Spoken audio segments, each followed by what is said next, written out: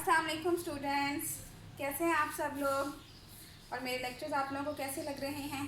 अगर मेरे लेक्चर्स को आप लोग लाइक कर रहे हैं तो प्लीज़ मेरे चैनल को सब्सक्राइब करें, लाइक करें एंड कमेंट्स करें। और अपने दोस्तों को, अपने क्लास फेलोज़ को भी इन लेक्चर्स के बारे में ज़रूर बताएं। कोई भी आप लोगों को प्रॉब्लम क्वेश्चन सॉल्व में करने में हो तो प्लीज़ आप लोगों ने कमेंट बॉक्स में ज़रूर मुझे बताना है, ठीक है। चलें आज का लेक्चर स्टार्ट करते हैं। बिस्मिल्लाहिर्रहमानिर्रहीम। 9th क्लास आप लोगों को चैप्टर 1 ही अभी चल रहा है और कालबों की एग्ज़ाम ही चल रही हैं, ठीक है। आपके एक्सरसाइज के कुछ क्वेश्चन में आप लोगों से कहा गया है कि आप लोगों ने किसी कालब के मनफी कालब निकालने हैं या नेगेटिव कालब निकालने हैं या फिर ट्रांसपोज किसी कालब का निकालना है। तो आज हमने ये दो जो है वो चीज़ें पढ़नी है कि किसी कालब का ट्रांसपोज कैसे फाइंड किया जा सकता है और किसी कालब का नेगेटिव कालब कैसे मालूम किया जा सकता है, ठीक है। सबसे पहले जो है वो हम आ जाते हैं, ये एक कालब मैंने लिखा हुआ है आप लोगों के सामने, इसका हमने ट्रांसपोज मालूम करना है। अब ट्रांसपोज का क्या मतलब होता है, ट्रांसपोज किसी भी कालब का हम कैसे मालूम कर सकते हैं, ठीक है। ये आपके पास 3x3 का एक कॉलम दिया हुआ है, सही है ना। 3 रोज हैं इसके अंदर और 3 ही इसके अंदर कॉलम्स हैं।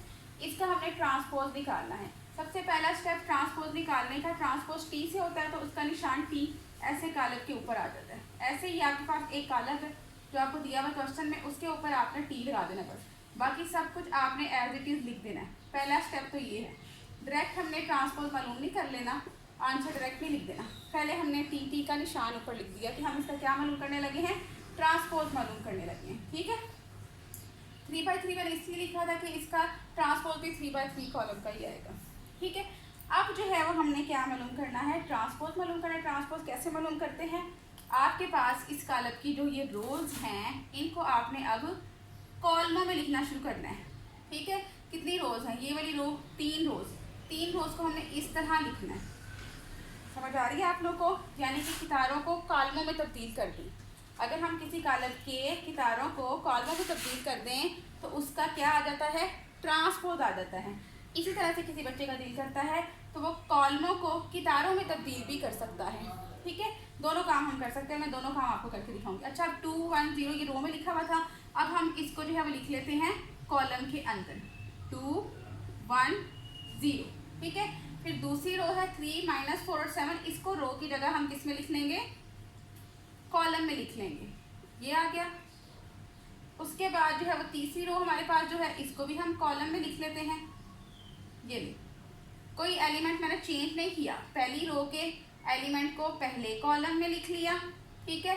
दूसरी रो के तमाम एलिमेंट्स को मैंने दूसरे कॉलम में लिख लिया और तीसरे वाले को, तीसरी रो को तीसरे कॉलम में लिख लिया, ठीक है। ये जो हमारे पास रिजल्टेंट आ रहा है या जो एंड पे हमारे पास रिजल्ट आ रहा है, ये हमने इस कालब का क्या ले लिया, ट्रांसपोज ले लिया, तो ये हमारे पास इसका आंसर आ जाएगा, ठीक है। समझ आ गई। अगर हम किसी कालब की कितारों को कॉलमों में तब्दील कर दें या कॉलमों में की शक्ल में लिख दें तो जो हमारे पास कालब आता है उसको हम उस कालब का ट्रांसपोज कहते हैं, ठीक है। ऐसे ही अभी हमारे पास एक कालब है, इसको जो है वो इसके कॉलम्स को जो है वो कितारों में चेंज करके देखते हैं, ठीक है। ये हमारे पास जो है वो सी कालब है, तो अब हम इसको लिखते हैं, ठीक है। इसके जो है वो कॉलमों को कितारों में तब्दील करते हैं। बहुत आसान है बच्चों ये।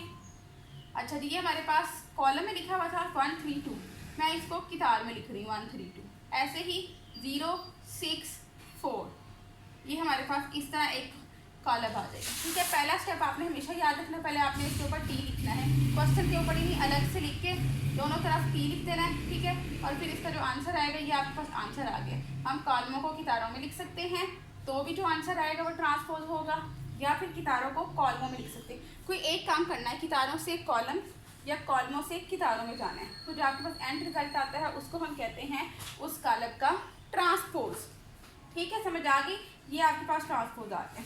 अब दूसरी तरफ आना है नेगेटिव ऑफ अ मैट्रिक्स। किसी कालब का हम मनफी कालब कैसे मालूम कर सकते हैं, ठीक है।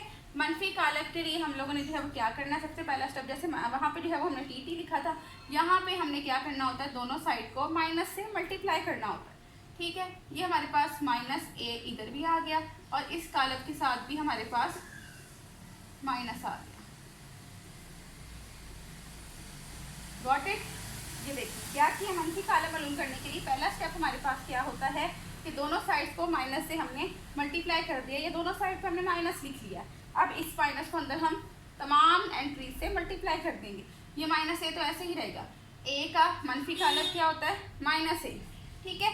अब हमने माइनस की जो है वो अंदर हर रुकन से हर एलिमेंट से मल्टीप्लाई हो रहा है, माइनस और माइनस के साथ हुआ तो माइनस माइनस क्या हो जाता है +1, जीरो के साथ ना प्लस लिखा जाता है ना माइनस लिखा जाता है, दिल करता है तो माइनस लिख भी ले, गलत भी नहीं होगा। माइनस जिनके साथ कुछ नहीं लिखा हुआ उनके साथ क्या होता है प्लस का साइन होता है, जिनके साथ कुछ भी नहीं लिखा तो उनका प्लस का साइन।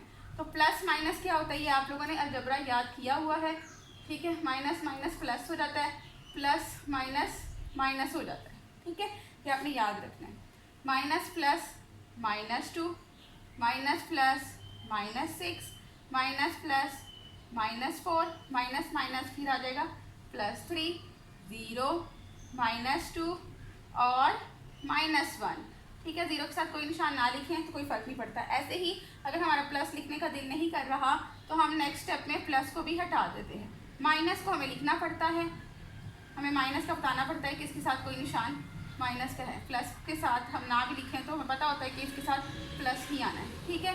इस तरह ये गैप टी पे लाजमी होने चाहिए, ये पता नहीं चलता। ये आपके पास मनफी कालब आता है। किसी भी कालब का मनफी कालब हम कैसे मालूम कर सकते हैं कि उस कालब को दोनों तरफ माइनस से मल्टीप्लाई कर दें तो जो हमारे पास एंड रिजल्ट आता है उसको हम मनफी कालब या उस कालब का नेगेटिव कालब कह सकते हैं, ठीक है। होप सो आप लोगों को दोनों काम समझ आ गए होंगे। ट्रांसपोज के लिए आपने कालब की कितारों को कालमों की शक्ल में लिख देना है या फिर कालमों को कितारों की शक्ल में या कितारों को कालमों की शक्ल में, दोनों में से कोई एक काम कर लेंगे तो आपके पास एंड रिजल्ट पे जो है वो ट्रांसपोज आ जाएगा। ऐसे ही मनफी कालब के लिए आपने माइनस से अंदर वाले कालम में तमाम रुकनों को मल्टीप्लाई कर देना है, ठीक है। जो एंड रिजल्ट आपके पास आ जाएगा वो क्या कहलाएगा मनफी कालब कहलाएगा, ठीक है। इस तरह के क्वेश्चन आप लोगों के MCQs में पूछे जा सकते हैं या फिर शॉर्ट क्वेश्चन में पूछे जा सकते हैं या फिर ये आगे आपको कुछ सवालों में जो लॉन्ग क्वेश्चन हैं उनके अंदर इन स्टेप्स की आपको ज़रूरत पड़ सकती है, ठीक है। इसलिए आप लोगों के लिए हेल्पफुल होंगे। उम्मीद करती हूँ कि आप लोगों को आज का लेक्चर समझ आया होगा और आप लोगों को मैथ आसान लग रहा होगा, ठीक है। फिर मिलेंगे अपने नेक्स्ट लेक्चर में। अल्लाह हाफिज़।